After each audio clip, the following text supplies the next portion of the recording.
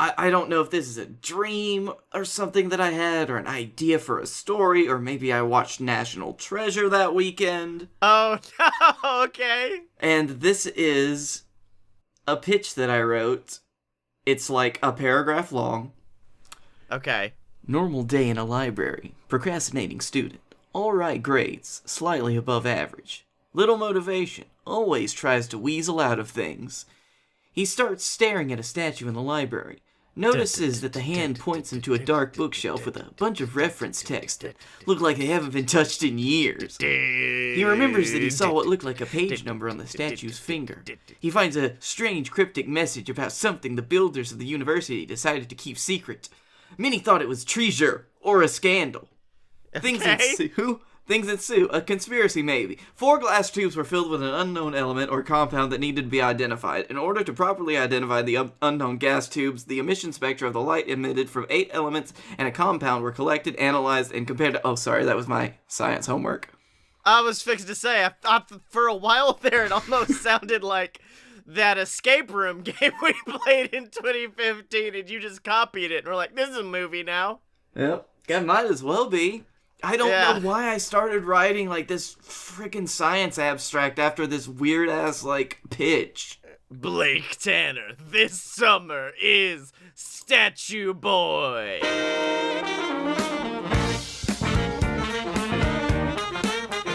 Whoa, ladies and gentlemen, boys and girls, children of all ages, it's time for a load. And I'm talking about a load of BS. That's right, ladies and gentlemen, a load of BS, the greatest show on the planet featuring the 2 best damn men of all time. And I'm talking about he, the B to the L-A-K-E. That's right, it's Blake Tanner. And yes, it is the boy.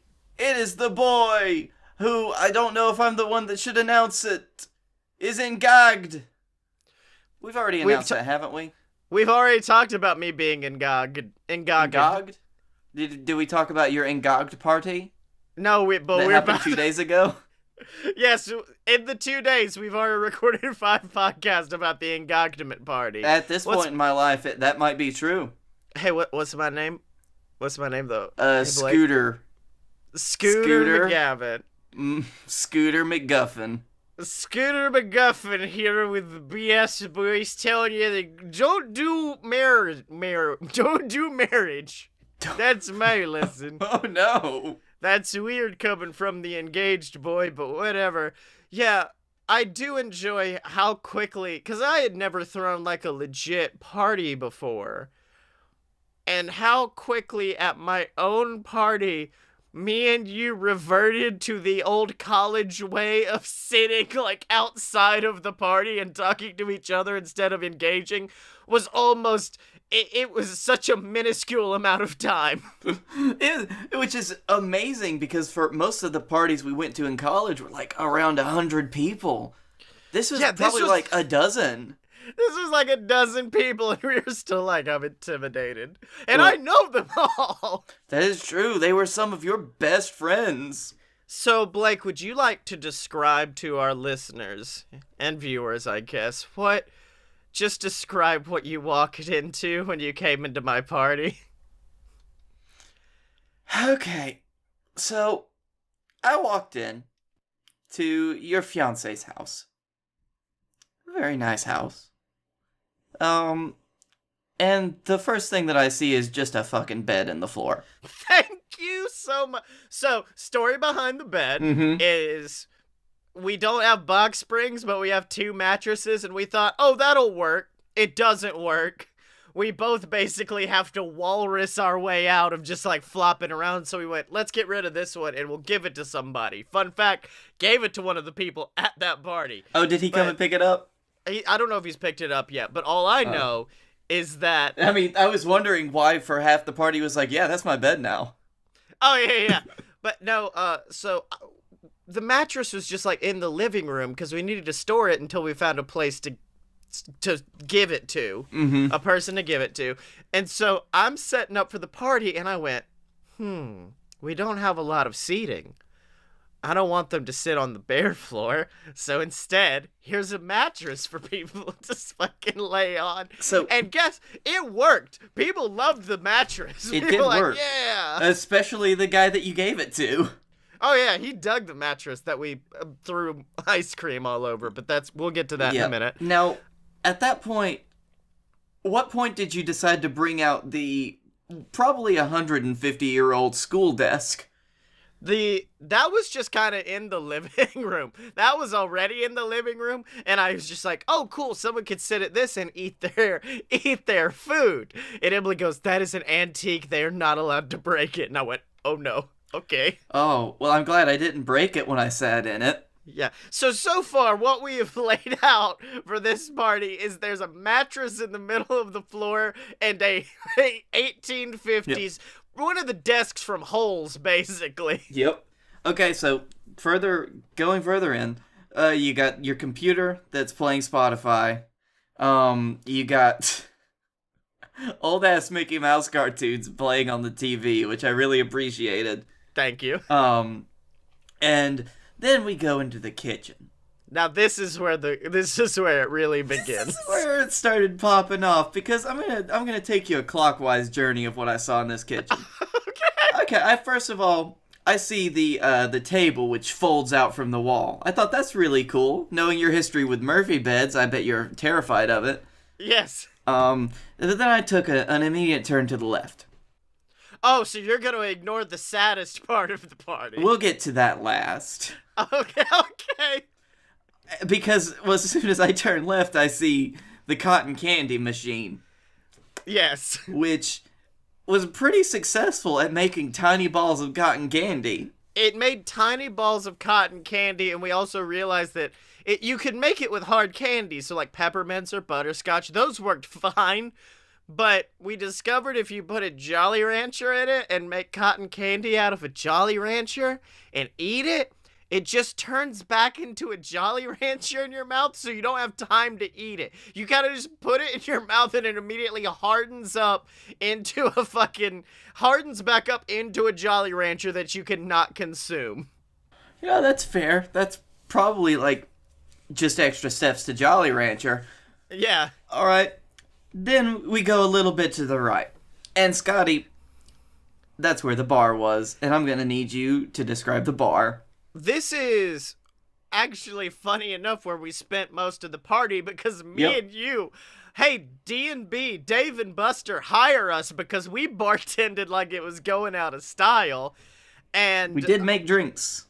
So when you know in the aisle at Walmart where they have all the bad wines and beer? Yep. There's also like a one compartment section where you can get mixers for drinks.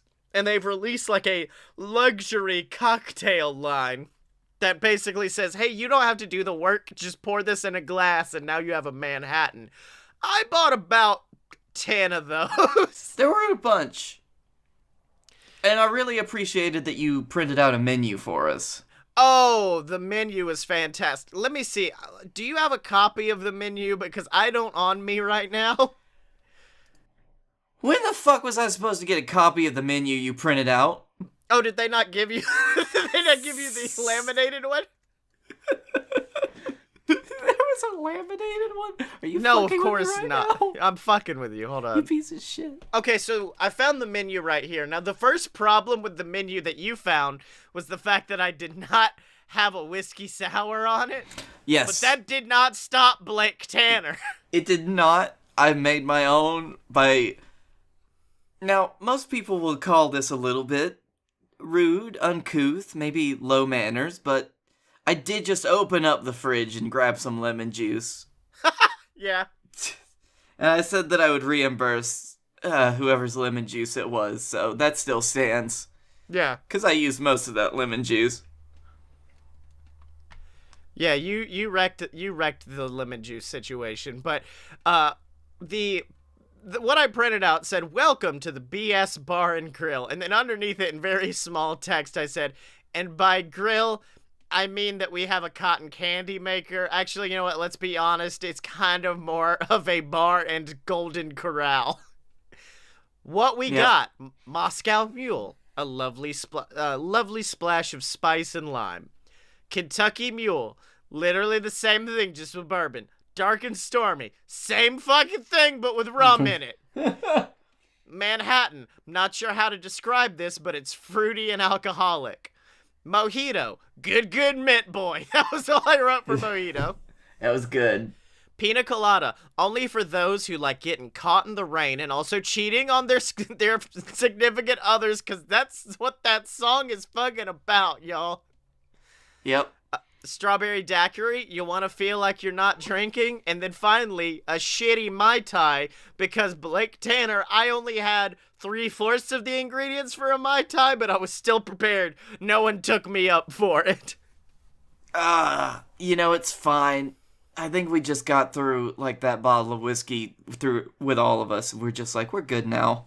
Yeah, me, you, and Jacoby destroyed that bottle of whiskey.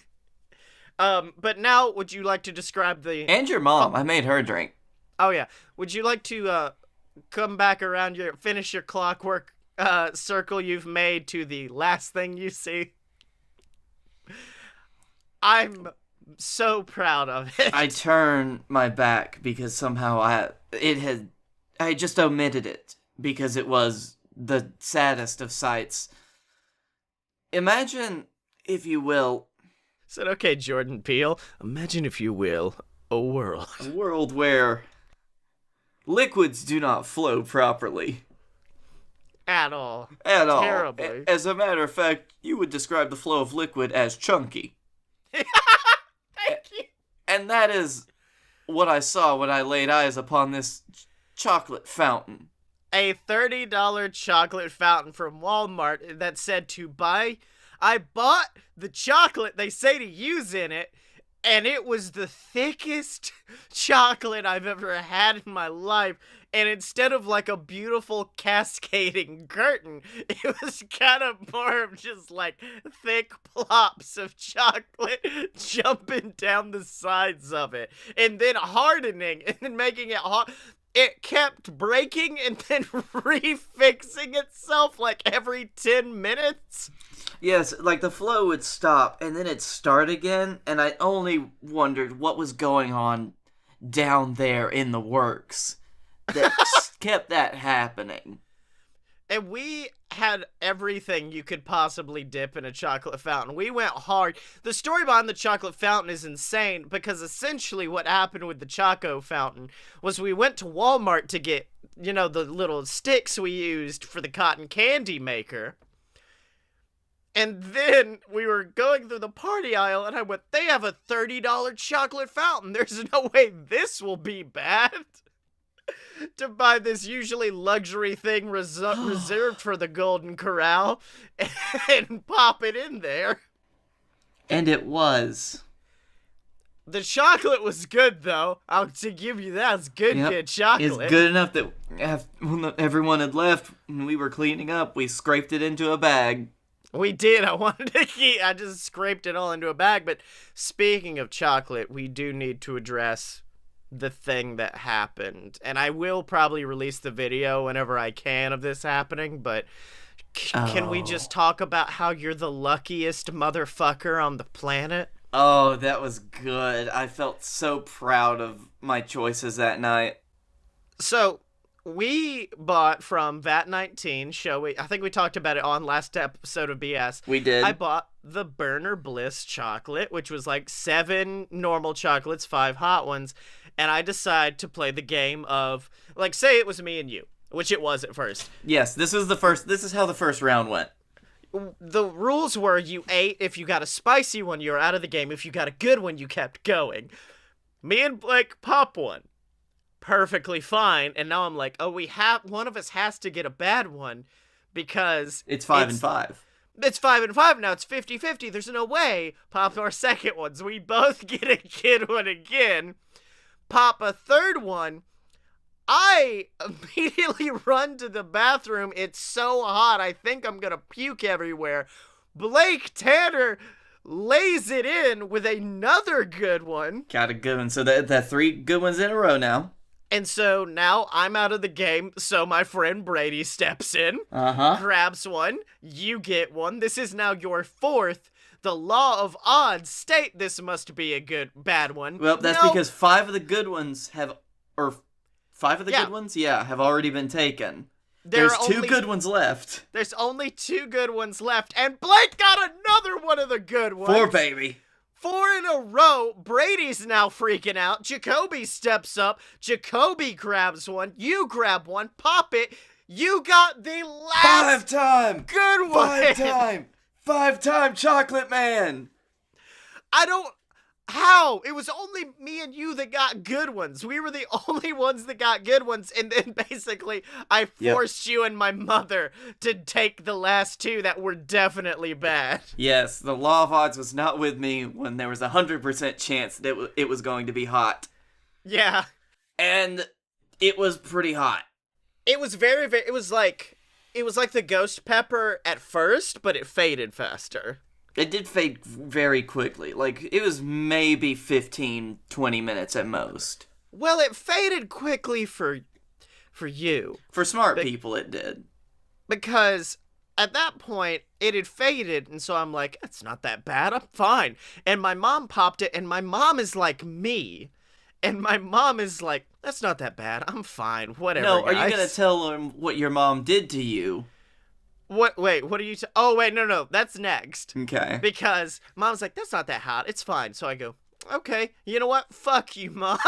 And then I run and grab the second pack I had gotten in case there was going to be more people. And I said, me and you, Mom, 1-on-1. Me and Mom pop one. We both get a good one. Second round, we both pop it. I get a good one. My mom, the filthy liar she is, says she gets a good one. No, her mouth is on fire. Third time, I think I got a good one that time, didn't I? Because I know I think I got a good one, and then my mom was just like, oh no, I can't keep up this charade anymore. And at that point, I then just kind of went around the party issuing challenges to people. And then I was like getting arrogant, eating them 2 at the time. And then finally I ended it like upending the rest of them in my mouth. And Blake, it was a rough night for your old best friend, Scottye Moore. And, you know, bud, I'm going to say, it's all right. You deserved it. Yeah, because I'm getting married. Oh, do you remember literally as soon as both of us get the first hot one, like within 30 seconds, you fearfully bolted for the bathroom, like almost like a PTSD flashback. That's legit what happened. I was like, oh my god, no! But, I do want to say the biggest fear, because me and you weren't afraid going into it, because we're just like, this is a little piece of chocolate, it ain't like no spicy hot pepper, we're good. The most fear came from the morning after, when I woke up to several messages from you saying, Scottye, it's very bad on the way out. Scottye, please know the IBS makes it worse. And messages from my mother about how bad it is on her end. And now I'm just like sitting in bed, shaking, like waiting for the moment to happen when hell was unleashed upon me. And it was. And it was not good. But Blake Tanner, this is a show not about engagement parties. This instead is a show about BSing. It's a show about creating something beautiful, creating a TV show, a movie, something that'll pay us enough where we never have to do this show ever again. So I'd like to ask, what have you brought to the table, buddy? Okay, so I believe we talked about this a little bit last week. Maybe. I actually don't remember if we recorded after that or not. But, you know how we went and, ironically enough, we got hot chicken. And I had to sit you down. And I had to tell you about a really big decision that I made that I knew you weren't going to like. I remember this, and you know what? I don't agree with your choices in life, but as your friend, I do support you. That's fine. I know you flipped a chair over in anger in the moment. And they kicked us out of the hot chicken restaurant, but... Scottye, tomorrow I start going to Planet Fitness as my gym. I'm so upset. It's not an easy choice to make, but it is one that had to be made. I feel like once you're like not in super good shape, Planet Fitness is less shameful. Once you, however, like if you're in good shape, Planet Fitness is shameful because you're just like, I can't deadlift anything. Well, at that point, they actually do just kick you out. Yeah. Once you get to a certain shape, it's kind of like graduating college. They're like, okay, go out in the real world. Yeah. Like, they check your body fat, like, percentage every time you enter. It's horrible. But anyway, I thought about this as I was thinking about my impending doom. And I realized, if all of these little shitty gyms around here were just a little bit better, I wouldn't have to worry and rely on this, like, chain gym, Planet Fitness. Are you proposing we create the BS bar and gym?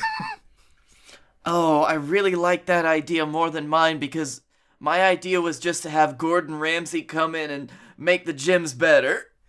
So it's Gordon Ramsay's Hell's Gym. And he just walks in, he's like, what kind of squat rack is this? Why do you only have 2 squat racks? No, it's Gordon Ramsay's Gym-timidation. Gym-timidation?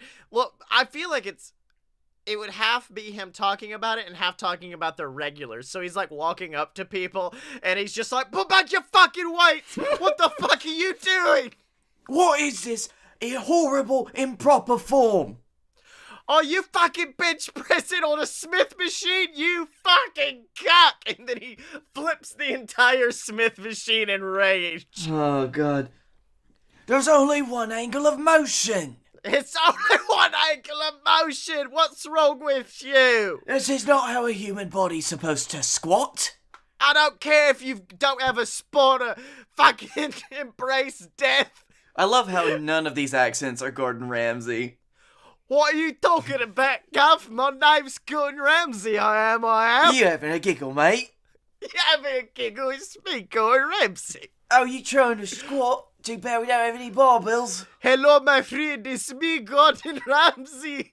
I'm coming to evaluate your gym. Why do you do this? Oh, so, okay, let's go back to the BS bar and gym. Firstly, no Smith machines. This is nothing for people who don't know about the gym. Well, that's why we've got to teach them. I feel like I do like the idea of Planet Fitness. I don't like the implementation of Planet Fitness. Well, exactly. It's very predatory. Like, I really enjoy this idea of, like, hey, you can come here and be comfortable if you want, or, meatheads are gonna be coming here and, like, throwing weights around. And I'm like, that's kind of what working out is for some people, but okay. That's true. I mean, I do enjoy the, feeling of not having meatheads throw weights at me, which is what they do in real gyms. They just whip them at you. And hey, if you're not little bitch boy, whap! Why is Gordon there? It's actually flashbacks. Little bitch boy, it's me. It's what Gordon used to be that he doesn't want to be anymore. Wait, no. I like this idea that and it's Gordon Ramsay's Hulk alter ego. If you make him too angry on an episode of Kitchen Nightmares, he goes from his normal accent up to just super muscular and screaming at people. Oh God. Actually, you know what? It should be co-hosted by Robert Irvine. Because that dude's got such huge arms. He really does. That guy's jacked. Okay. I kind of like this idea of a gym based off of Pokemon gyms. Hear me out. Okay. You have, in one location, 8 discrete gyms. And it's all based, the entire gym, this is actually getting to be a good idea. No one steal this, TM. It's all based around, gamifying your workout. So, the first place is just, running. It's kind of like the gym you have at a hotel, where it's just, very low-level dumbbells and fucking run machines. Blake, I've not been to a gym for so long that I forgot what a fucking treadmill is called. I'm sorry. I was there with you for that whole thing, but I was already laughing at something else and I couldn't stop. Oh. Well, The run okay. machines. The run machines, that make you run good. It's And alright. so, and they could also be themed. So, like, around, like, Gym 5, that's when you've got muscled up, you've gotten leaned, you've gotten toned. You think you're ready to take on the Elite 4. No, good sir. You know why? That's the CrossFit gym. That's the one that teaches you about endurance. That's the one that teaches you everything else. And the thing is, like, spaced throughout these gyms, like, you get attacked by Team Rocket. Who would be... I already know my answer, but who would be our gym Team Rocket? Is it gonna be Gordon Ramsay and Robert Of Irvine? course it fucking is! Prepare for trouble and make it double, you will. It's me! Is that what Robert sounds like, too? Yeah, they both sound like that. Prepare for trouble, make it double. Oh, if you want to see his credentials, Captain Tibbs has posted a great picture of Robert lifting. God. And then he just, like, they take the weights and fling them at you. If we're gonna go full Pokemon, is there some sort of Pikachu-like thing that they're trying to steal from everybody? Protein powder, perhaps? Gains, man. They've got the good gains. Give them here. I don't know why the motion I'm always picturing is them, like, frisbeeing a 45-pound weight straight at your skull. And the weirdest thing is, like, if your muscles develop enough, they do start talking like Pokemon, but they all just say Pikachu. Oh, no, I thought you were going to be like, trapezius. Trap. Bicep. Bye. Gluteus maximus. Glute. Peck. Neck muscle. What the fuck are we even doing anymore? I'm very happy with where my pitch went this week. Quadricep.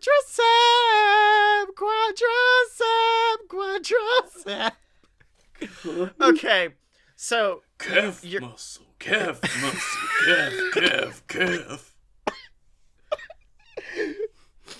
Oh, I can't. I was trying to figure out how to do it. Diglet, drill. Okay, so... Quadricep. No. Quadricep. Okay, so, fuck me. So you start at the first gym, you get, like... Latissimus dorsi. Fuck! You just looked up fucking muscle names, Nope, didn't you? came up with that one straight off the dome.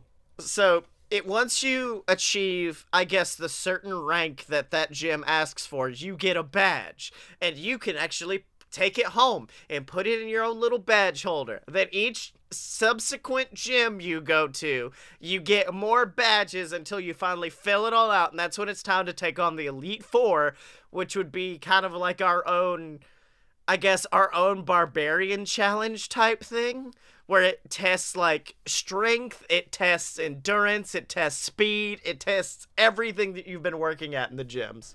Who would the Elite Four be? Well, Alton Brown. Alright, what's Alton do? What's he do in the world of lifting? Alton Brown is there for, there's one gym that's all about smarts. Oh, I thought you were like, oh yeah, he's the host. Oh, yeah, no. Alton Brown's definitely the host. Robert Irvine he's back, and he's the strength one. Mm-hmm. I really, though, I just want to kind of go out. I would love to have the world's strongest man, Mark Henry, be the strength guy. Can we compromise and say Terry Crews is the strength guy? And if we want wrestlers, I want to say Seth Rollins is our endurance CrossFit guy. Yes. Oh, I really feel bad. I wish Terry Crews was like the charisma guy, though. Wait, hold on. What gym are you going to work out? What exercise do you do at a gym to work out charisma? You yell at the mirror. Dude. Ah! Have you not seen what Terry Crews does? That's how he works out. I'm handsome. I'm handsome. You know, they just filmed him one day, like, talking to a mirror, and that's where the Old Spice commercials came from. He didn't know. Hey, can we ease off on the Terry thing? Because I forgot that he's almost problematic. Like, Terry Crews is inches away from problematic, and it's the first time I've ever seen, like, what millennial cancel culture does to someone, because he came out on The View or something, and it was just like, I think every dude needs a dude parent. Basically, every son, every daughter needs a father, and I'm like, that's all right. Yeah, they need two parents, each with like their own energies of masculinity. We've already talked about this on the podcast. We've not talked about it on the show. I want to address how Terry reacted, because instead of being like, I understand, because like he is usually that understanding guy. Instead, he was just like, Terry Crews is canceled. Fuck y'all, I don't care, whatever. And he went on like an entire rant. And then the very next day, he tweeted out, after a lengthy talk with my Brooklyn Nine-Nine co-star, I've realized that I was very wrong in some comments I may have said, and I apologize. And I was like, so thank wait, you, hold Nine-Nine. on. He's coming and apologizing. Yeah, so he's not as problematic. Well, It's no, just he's also a dude that's like really championed victims in sexual assault and harassment cases.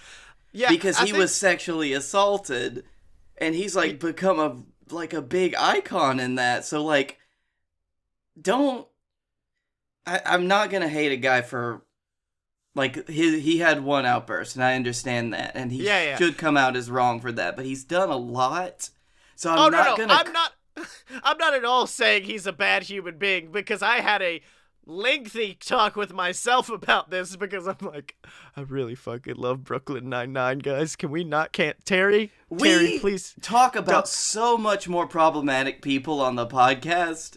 That's like, I was just really blindsided by you bringing up Terry Crews of all people to be the one that dies. It was mostly because I wanted to talk about that whole situation and how weird it is. Anyways, you get to the Elite Four, walk in, there's a bench press, and he's like, I'm Terry Crews, I am.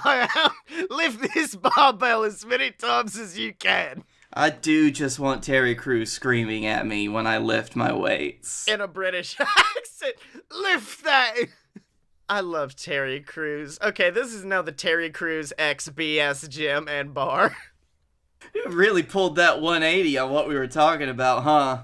And all of our bars, all of the bars' drinks include protein in them. It's not good. No, I still do want Mark Henry to just like hurl people across a big old cliff. Yeah. Like one of the gyms for the Elite Four is the Grand Canyon, and that's when Mark Henry just like throws you. Hold on, Henry. Yeah, thank you, Mark Henry. How about this? Take Terry out of strength. Mark Henry's in on strength. Terry's the fourth, the main Elite Four guy, and his deal is that he's got everything. Well, he's dragon. He's a dragon. Terry Crews becomes a dragon, and then you have to fight him, and that's the end of our gym. Oh, Jesus. But Blake Tanner, I got a question for you. I don't know how I'm going to afford this gym membership, so I think we need to go to the Shell station. Wait. Yeah, hold on. No, got a slander suit from Terry now. Oh, okay, so that's even more we're going to need to pay for, so let's pull in. Ding, ding!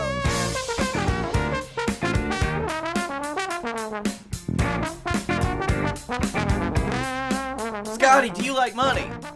I love... That's the worst way to start a fucking advertisement to get other people to help us out is, y'all, you like money? I hope you don't like money and are just willing to give it away freely. I was asking if you liked money.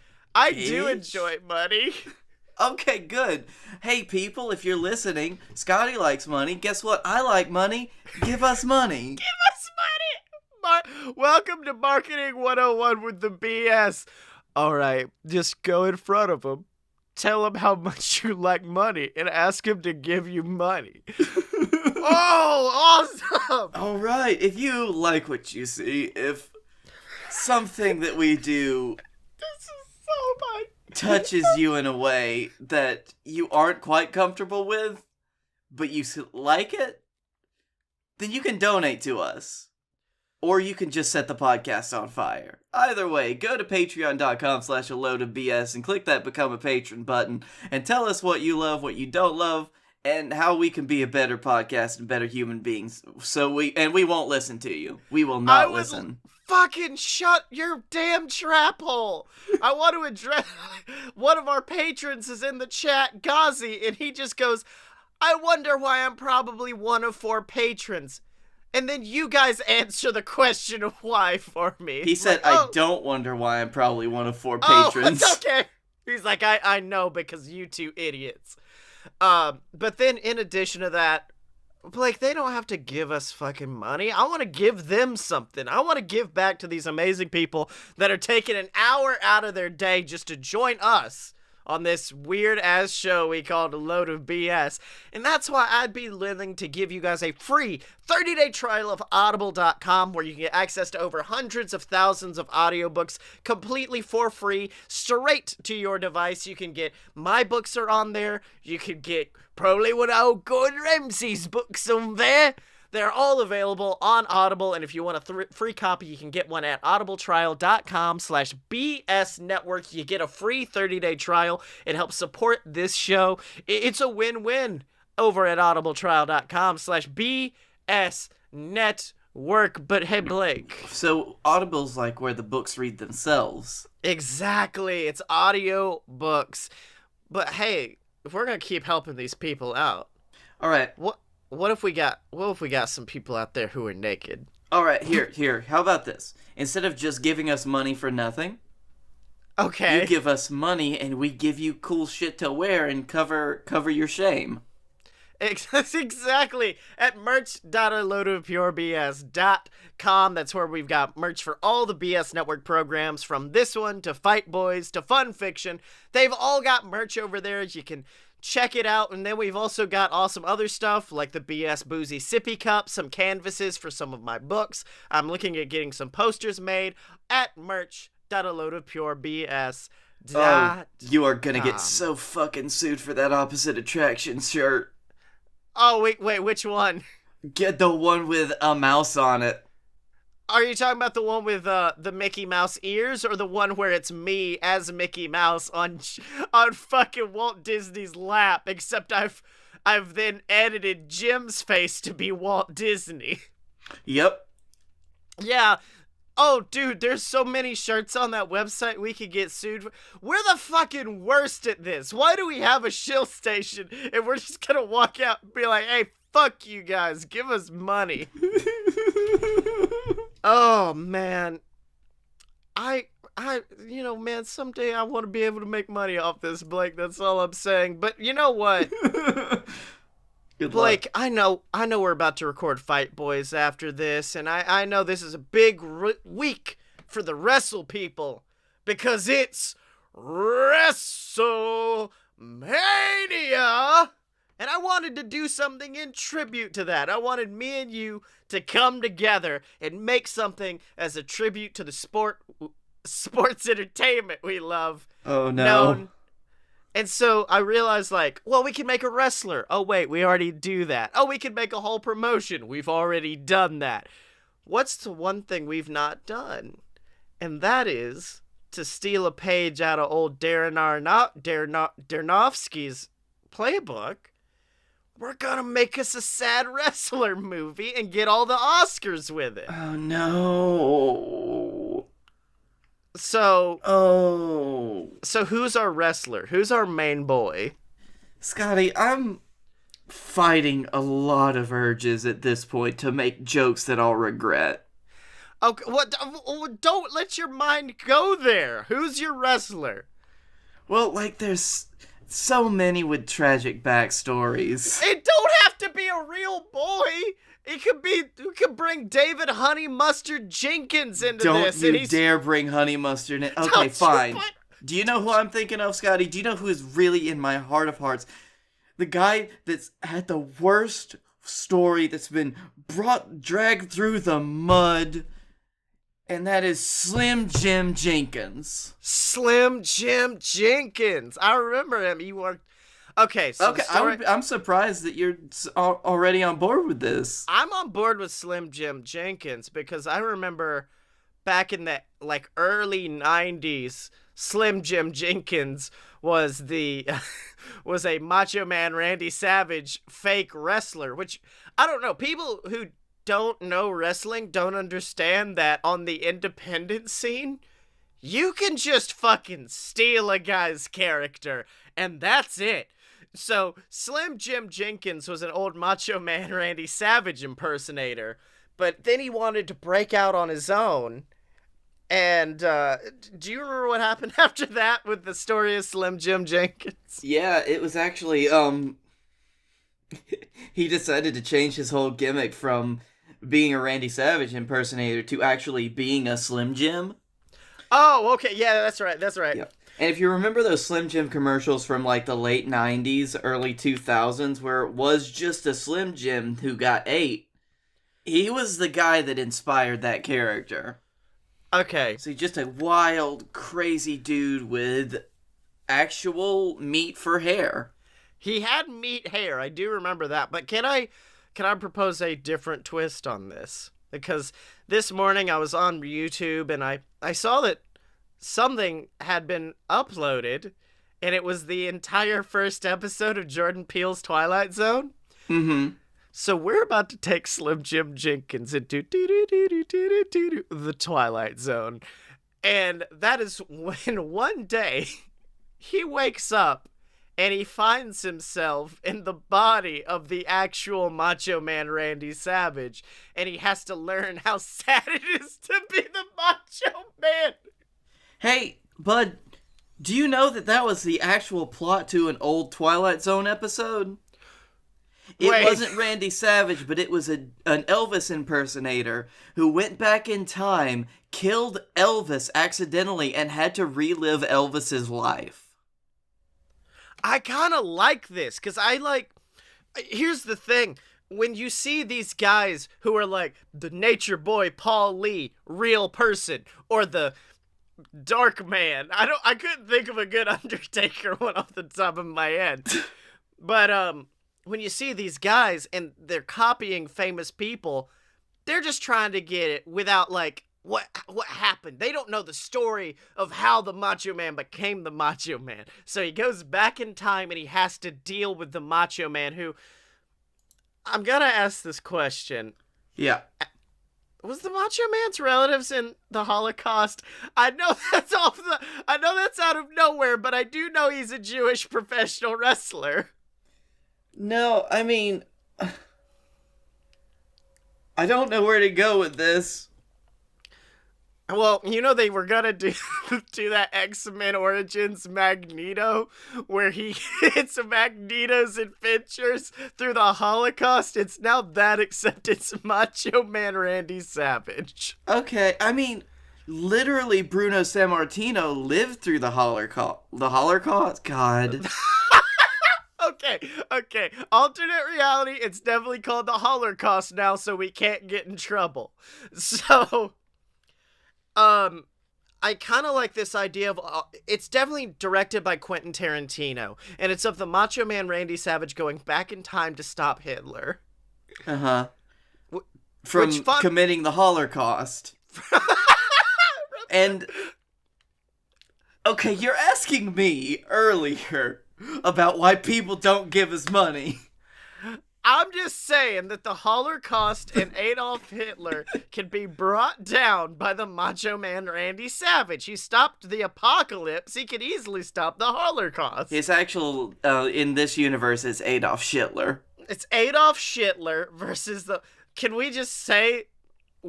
We're proposing things right now that could easily be made into a trauma film.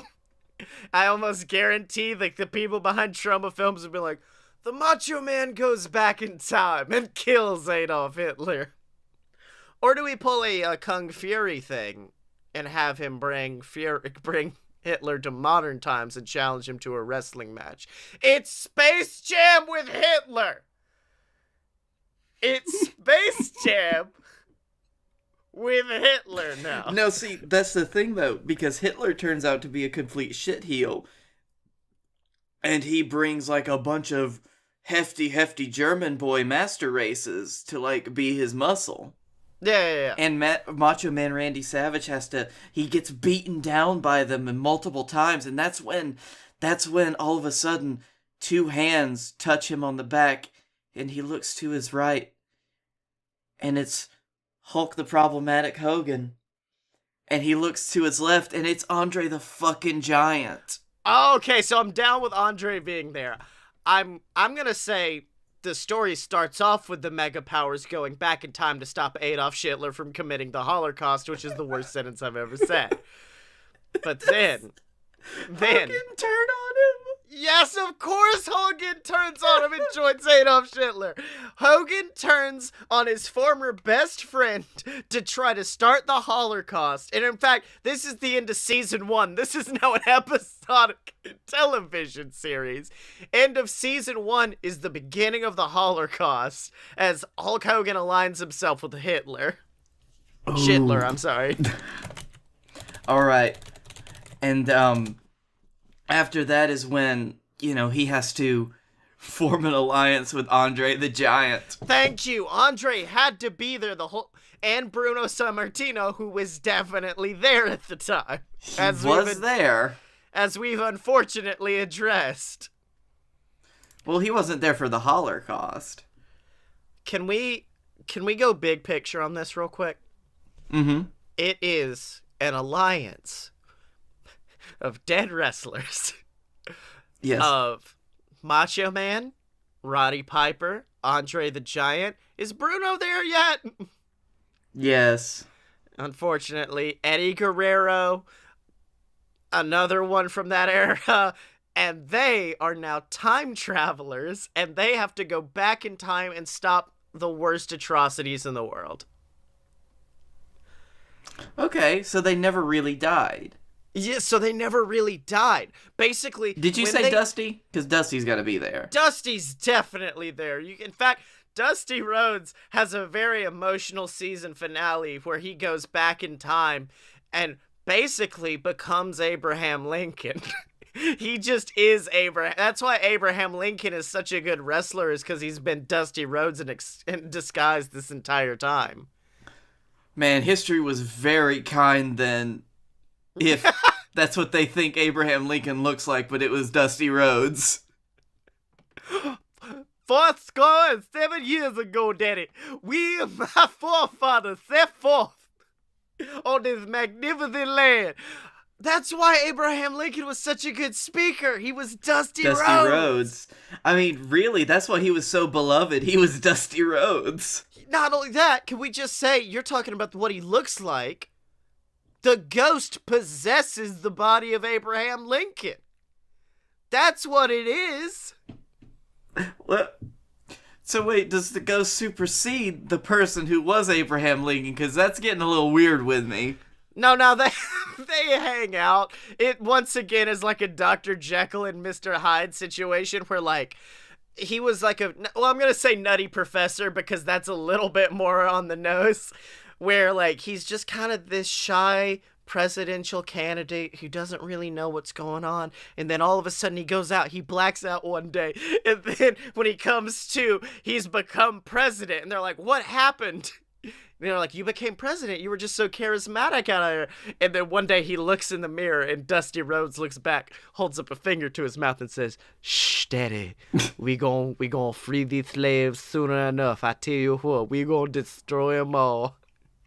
Wait, what? Wait, hold on. I destroy all the people who want to not make the slaves free. That's what I was saying. I'm just a simple man. I'm sorry. Okay, so we've got What the fuck happened? We've got 2 episodes so far. We've got the Holocaust season finale. We've got the Abraham Lincoln episode. Where else back in time could they go?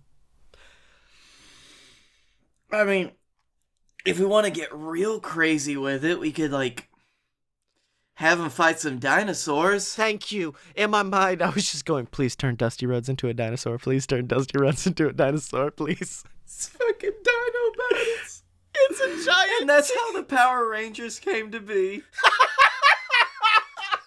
The wrestlers going back in time. They stopped the Holocaust. They killed Hitler. And then they went back and became Power Rangers. It's a giant T-Rex just like, roar, yeah. Gonna stop this meteor if it's my last.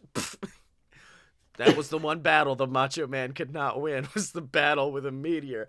I like that idea. Macho Man's like the goofy comic relief character of the show.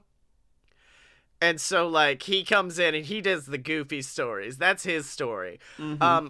I do enjoy this concept of, what do we say their forms are? Are they just kind of like, themselves, just like with the opacity turned down when they're not possessing a body? Oh yeah, it does have to be like their ghost forms of like their most recognizable selves. Yeah. That's why, Blake, I want to propose another special episode. And it's the fucking Ghost Titanic. It's where they just take a vacation and go on the Titanic for a while until it crashes, of course. Is this a thing that ghosts do? Well, what else would ghosts do? They ride ghost boats. And what would be the biggest ghost boat to ride? The Titanic? I mean, the Titanic wasn't a ghost boat until it was. Until it was! Okay, so wait, are they trying to stop the iceberg or what? Or steer it back on course? Is that the episode? Well, no, actually it ends with Macho trying to drop the elbow on the iceberg and actually pushing the iceberg towards the Titanic. That's what happens. Oh, no. It always ends with Macho fucking up and, like, accidentally causing the thing to happen once again. And it always ends with, like, a bunch of disappointed ghosts looking at them. How dare you, Mach? It's not even like we're actually upset. It's just like a Macho. Oh well. Where else? I think we need a big ending for this. Like, what's the biggest thing they could go back in time and do? Well, we fought dinosaurs. We stopped the Holocaust. Hey. Holocaust. Thank you. Yeah. We could... I don't know. I just want to see him go back in time and, like, party. Now, let me tell you something, Daddy. There's a reason they call old Dusty Rhodes the American Dream. Because that's the first episode, is they go back in time. And they're the fucking gorillas in the mist helping fight the war of the American Revolution. And they go back and they find out, Hamilton was really historically accurate. They're rapping everywhere.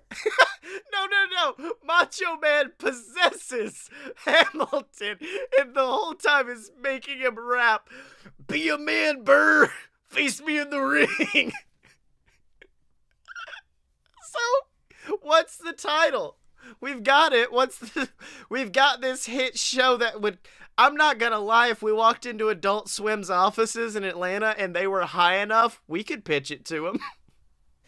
God, they'd probably let us pitch it right now. There's probably an Adult Swim CEO that watches every single episode like, oh, we gotta pass on that one. Well, maybe we could do this one. So, when that show comes across our TV waves, what's it gonna be called? Dead Wrestler Society is my main one, but that's a little bit on the nose. Yeah. I was gonna say Dead Wrestler Beach. Dead Wrestler Beach! Time Cop, Dead, The Wrestling. It's Time Cop, they're dead now, also they're wrestlers. That's it. That's the show. It could just be, we could spin this off to a whole Time Cop series. Yeah. It's a bunch of divisions of ghost time cops who go back in time. So there's like the wrestler division that we've been with, but also there's like the celebrity division, the musician division. The special victims unit. Which is just Ice-T, and he's not dead yet. He's just like, I don't understand how they expect me to do this, but Okay, I guess I'm gonna go back in time now. There were other people other than Ice-T. Nope, it's just Ice-T. It's Ice-T traveling through time. Just like, you mean to tell me I couldn't vote 50 years ago? So you saying if I walked in a store, I wouldn't have been allowed to vote? What? And it's just people explaining to Ice-T what other ages were like. Now, hold on. Do you think that people voted in stores? You know, the voting store. That's where they go. You mean to tell me that Coca-Cola had cocaine in it? That's crazy. I'ma still sip some, though. I'd go back in time for that. Oh, so Blakey T, it's been an episode, and after talking about dead wrestlers and that hurting my spirit a little bit, we need some positivity, so I gotta ask you, what was awesome this week? Why don't you go first, buddy? I mean, I will definitely go first for no apparent reason. But I gotta say, my thing that was awesome this week, as always, I've got multiples just because I'm a gracious man. And my first one was definitely my back-to-back baby shower, wedding shower thing that we had, because like the one we did with Emily's family was fantastic. I got to bring my family there, which was weird. It was like a scene out of a movie. It was like Meet the Fockers. It was just like two completely different families clashing, and I loved every second of it. And then we got to set our butts on fire. Yeah, and then we sat our butts on fire, and I got to invite all my friends over, and we had us a good old time. And then, of course, in addition to that, my other awesome thing is just making shit happen. You know what I mean? Like, just that feeling of making... Because, like, we make shit happen all the time. We do podcasts every week. This is like making special shit happen. Like, I was on the show Trending Lemon that my friend Bryce does. I got to be on a show talking about the Adventure Zone. I got a guy who's big in the Harry Potter community on Fun Fiction. We making moves. I like making moves. It's exciting. We sit in an application to possibly be doing a panel at a big wrestling thing that may or may not happen, but who knows? Oh yeah. It's good to make things move, baby. It is nice getting shit done, especially when that does directly correlate with money, because we talked about it when I started, but this is my third full week here at doing the new job that I'm doing, that I've got my first paycheck, and it is, I don't know if I said it when we were recording or not, literally more money than I've ever had at one time in my life. Is there anything in your contract or in your own personal moral code right now that says we can't say where you work? Yes, I will never divulge that information on this podcast. Not on this garbage piece that we put out on the airwaves. I will just say, we've talked about it before. It's not Dave and Buster's, but we've talked about it before. We have talked about it. And when I found out that boy hired you, I got so excited. Oh, so Blake Tanner, where can people find you on the internet, buddy? Oh, hiding under a rock. Also, Ghazi's awesome thing was that he got a girlfriend, maybe. Yeah, maybe. So Blake Tanner will be found under a rock? Under a rock at Blake A. Tanner on Twitter, and recording another podcast in 40 minutes. Yeah, earning that paper is where you can find Blake Tanner. You can find me on Twitter at Scottye Mo. That's SCOTTYEMO. Buy all my books on Amazon. The Queasel Corp Trilogy, BS versus the Gods, ladies and gentlemen. Check that out. Check out all the other shows at aloadofpurebs.com. We've got shows like Fun Fiction, if you like fan fiction, which apparently was... all of Archive of Our Own was nominated for like some big award, and I'm like, does that mean I'm technically an award-winning writer? But yeah, you can find that. You can find Fight Boys, the wrestling podcast, or Opposite Attractions, the show that's definitely getting sued by Disney World. Hey, special thanks to Tom McGuire and the Brass Holes for that lovely theme song that we use called Ric Flair. It's off of their first album that's dropped earlier this year. Tom McGuire and the Brass Holes. It's the same name. And of course, ladies and gentlemen, remember to support us. I know we joked earlier about like monetary giving us money, but most importantly, just give us feedback on the show. Leave us a review on iTunes or a comment if you're watching it on YouTube. Make sure to do all of that, and of course, remember to always follow us on Twitter at a load of pure BS. Except no substitutes, because we will see you next week.